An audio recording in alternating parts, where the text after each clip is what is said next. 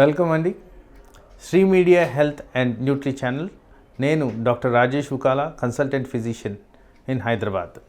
So ఈరోజు మన topic cholesterol గురించి. సహజంగా కొలెస్ట్రాల్ అని వినంగానే ఒక చెడు పదార్థంలాగా మనం సొసైటీలో అనుకుంటాం. కానీ కొలెస్ట్రాల్కి చాలా ఇంపార్టెంట్ రోల్ మన శరీరంలో ఉంది.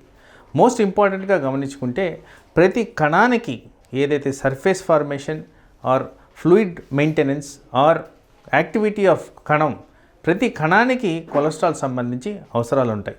అలాగే జీర్ణాశయంలో కొలెస్ట్రాల్ అనేది చాలా ఇంపార్టెంట్గా ఈ జీర్ణానికి సంబంధించిన రోల్ ప్లే చేస్తుంది.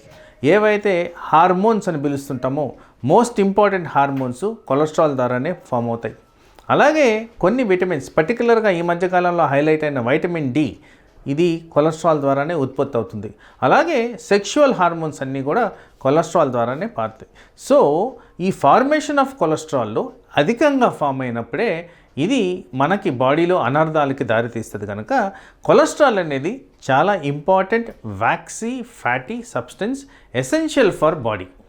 డాక్టర్ గారు, గుడ్ కొలెస్ట్రాల్ అంటే ఏమిటి, బ్యాడ్ కొలెస్ట్రాల్ అంటే ఏమిటి?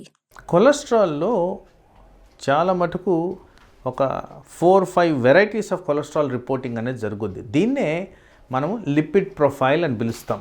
ఈ లిపిడ్ ప్రొఫైల్కి సంబంధించి టోటల్ కొలెస్ట్రాల్ ఒకటి, హెచ్డిఎల్ కొలెస్ట్రాల్ అని ఒకటి, ఎల్డిఎల్ కొలెస్ట్రాల్ అని ఉంటుంది. ఇవే కాకుండా విఎల్డిఎల్ కొలెస్ట్రాల్, ట్రైగ్లిజరైడ్స్ ఇవన్నీ కూడా ఉంటాయి. అయితే ముఖ్యంగా ఈరోజు ఈ good cholesterol and bad cholesterol గురించి మనం చర్చించుకుందాం.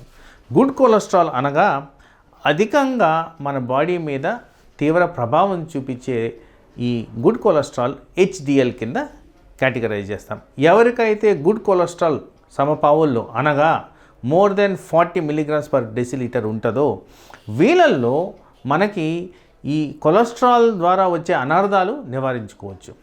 అలాగే బ్యాడ్ కొలెస్ట్రాల్ అనగా ఎల్డిఎల్ కొలెస్ట్రాల్. ఈ ఎల్డిఎల్ కొలెస్ట్రాల్ కారణంగా అథెరోస్క్లెరోసిస్ అనే మెడికల్ పదార్థం, సబ్స్టెన్స్ అంటే ఏంటంటే రక్త కణాలలో రక్త ప్రసరణని బ్లాక్ చేసే విధంగా ఈ కొలెస్ట్రాల్ సబ్స్టెన్స్ అడ్డుపడే విధంగా తయారవుతుంది.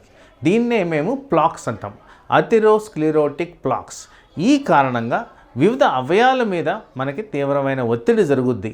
ఈ ఒత్తిడిలు ఏంటంటే brain attack, heart attack, kidney failure, liver failure, blood pressure, retinopathy అంటే కంటి ద్వారా మనకు వచ్చే సమస్యలు, ఇలా వివిధ రకాల సమస్యలు ఈ బ్యాడ్ కొలెస్ట్రాల్ కారణంగా వచ్చేదానికి ఆస్కారం ఉంది. అందుకోసం గుడ్ కొలెస్ట్రాల్ కరెక్ట్ పావుల్లో ఉండాలి. బ్యాడ్ కొలెస్ట్రాల్ రికమెండేషన్స్ లెవెల్కి మెయింటైన్ చేసిన కారణంగా ఇలాంటి అనర్థాలు జరగకుండా మనం కాపాడుకోవచ్చు.